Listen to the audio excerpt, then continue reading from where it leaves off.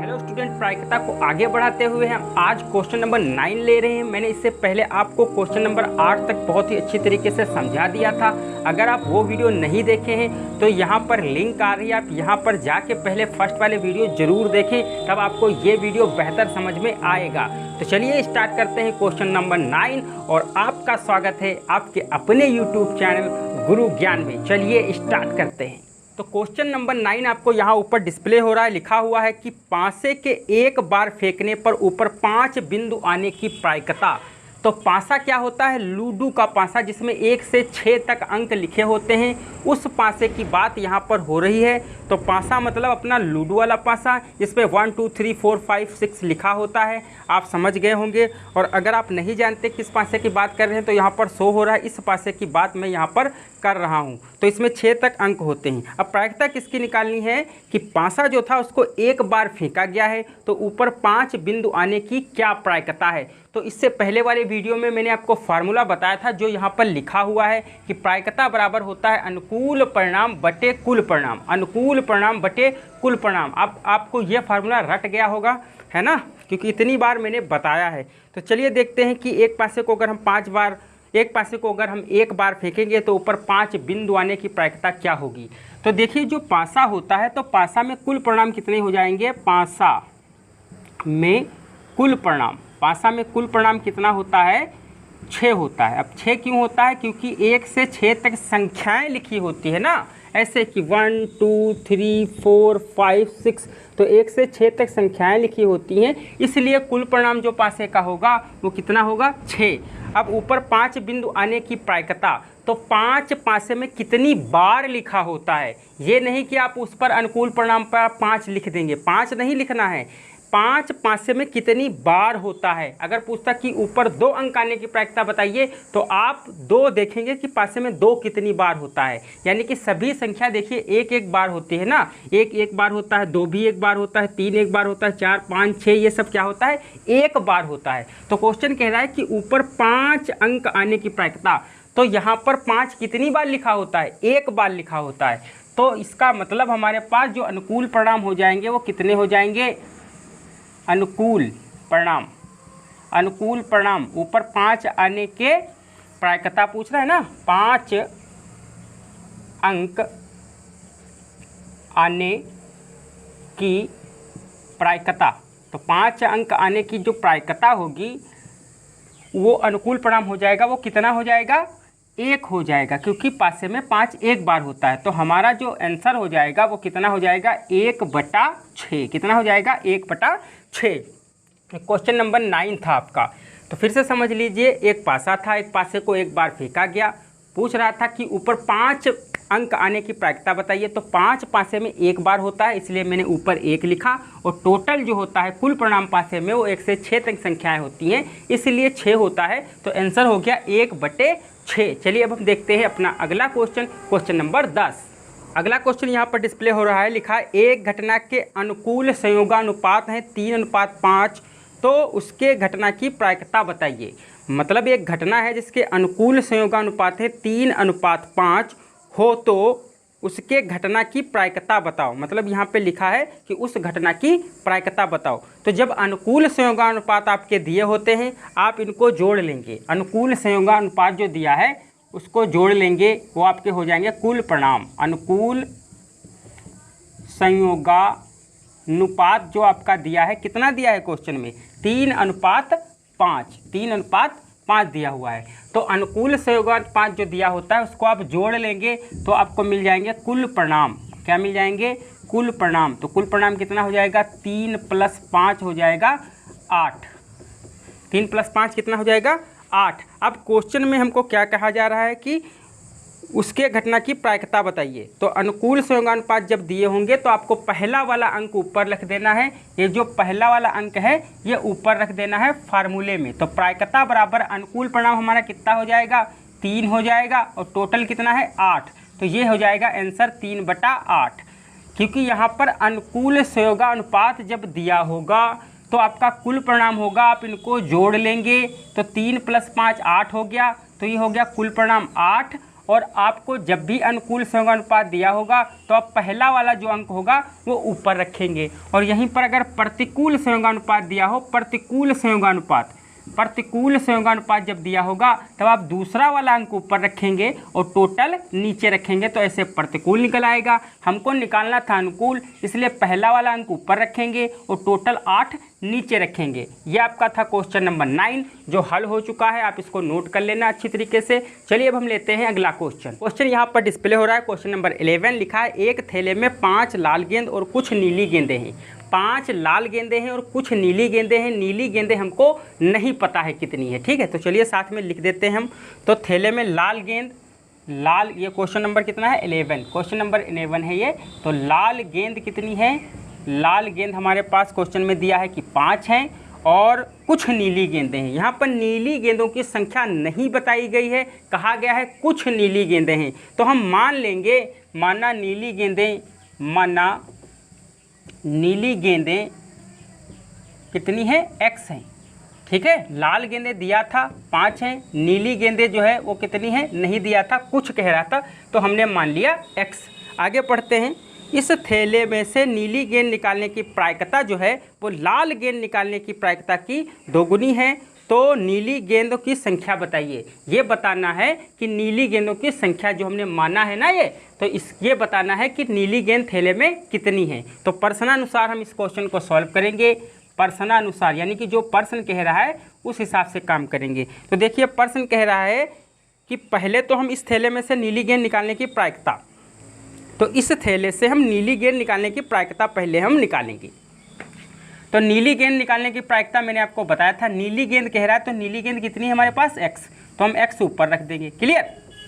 Total कितना हो जाएगा, टोटल यहाँ पर 5 और यहाँ पर x, तो कितना हो जाएगा 5 + x। देखो क्या होता था, जिसे मैंने पहले क्वेश्चन बताया था उसमें क्या होता था, उसमें जैसे कि मान लिया रेड गेंद आपके पास 3 थी, ठीक है, और ब्लैक गेंद आपके पास मान लिया 2 थी, तो अगर रेड गेंद निकालने की प्रायिकता पूछता था तो हम रेड की ऊपर रखते थे और टोटल ये प्लस कर लेते थे, 5 होता था उसको नीचे रख देते, तो हमारे पास रेड गेंद निकालने की प्रायिकता आ जाती थी। यहाँ पर हमसे कहा जा रहा है नीली गेंद निकालने की पहले प्रायिकता हम निकाल रहे हैं, तो नीली गेंद निकालने की प्रायिकता अगर हम निकालेंगे तो नीली गेंद कितनी हमने मानी x, तो हम x को ऊपर रख देंगे और टोटल नीचे रख देंगे। जैसे कि यहाँ पर अभी 3 और 2 5 हुआ था, तो इसीलिए हम यहाँ पर 5 + x कर देंगे तो हो जाएगा 5x, और बराबर लाल गेंद निकालने की प्रायिकता, तो लाल गेंद निकालने की प्रायिकता लाल कितनी है 5 है, तो 5 ऊपर रखेंगे, टोटल कितना है 5 + x, तो नीचे रख देंगे। प्रश्नानुसार ये बात कही जा रही है। फिर से प्रश्न को पढ़ते हैं, देखिए किसकी प्रायिकता निकालनी है, ध्यान से समझिएगा।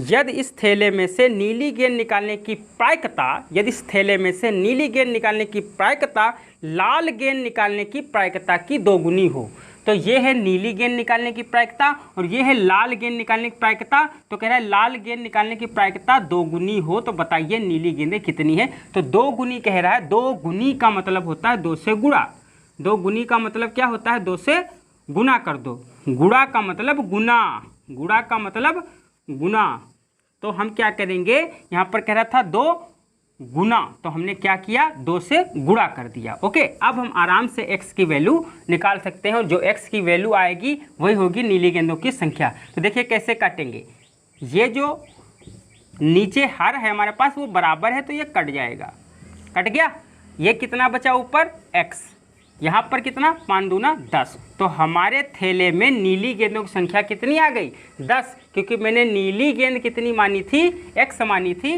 तो इसलिए यहाँ पर x बराबर 10 आ रहा है, तो नीली गेंदें थैले में कितनी होंगी, नीली गेंद थैले में होंगी 10।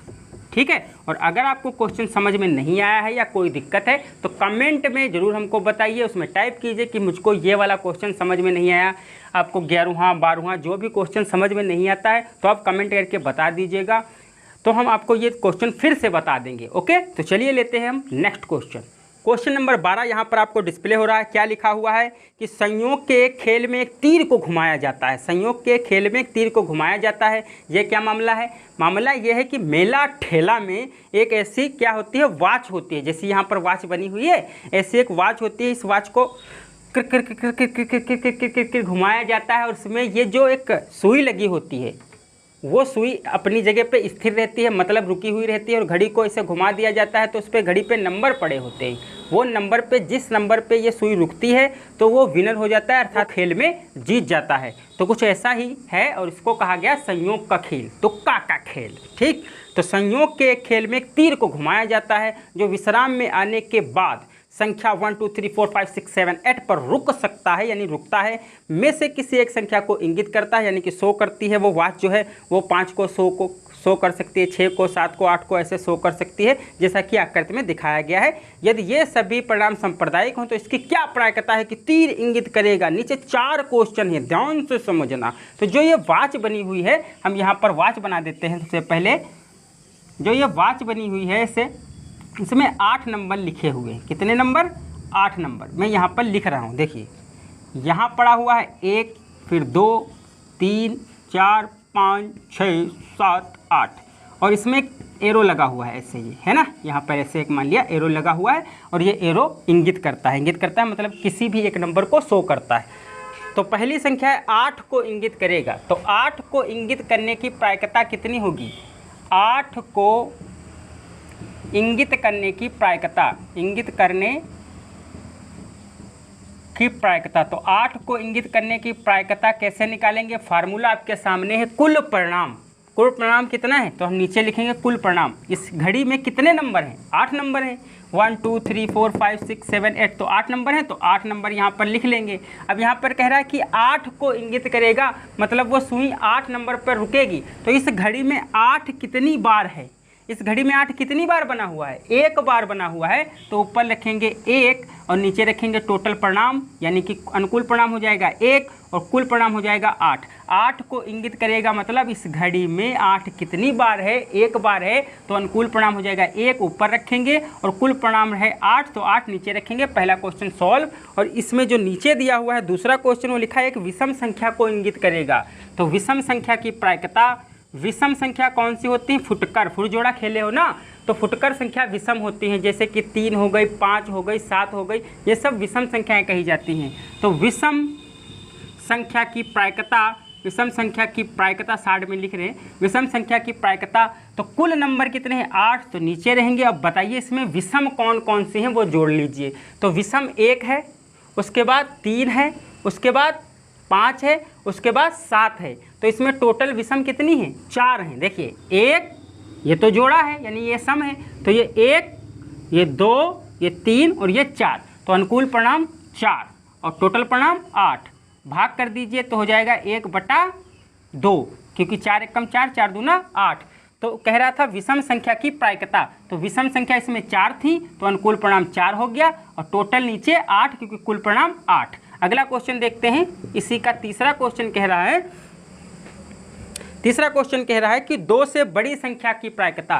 तो 2 से बड़ी संख्या, 2 से बड़ी संख्या की प्रायिकता, 2 से बड़ी संख्या की प्रायिकता। तो कुल परिणाम कितना? 8 है, तो 8 नीचे लिखेंगे। और 2 से बड़ी कौन कौन सी हैं भैया? देखिए 2 से बड़ी, तो 2 से बड़ी एक थोड़ी होती है। 2 से बड़ी ये वाली, ये है, ये है, ये है, ये है, गिन लो।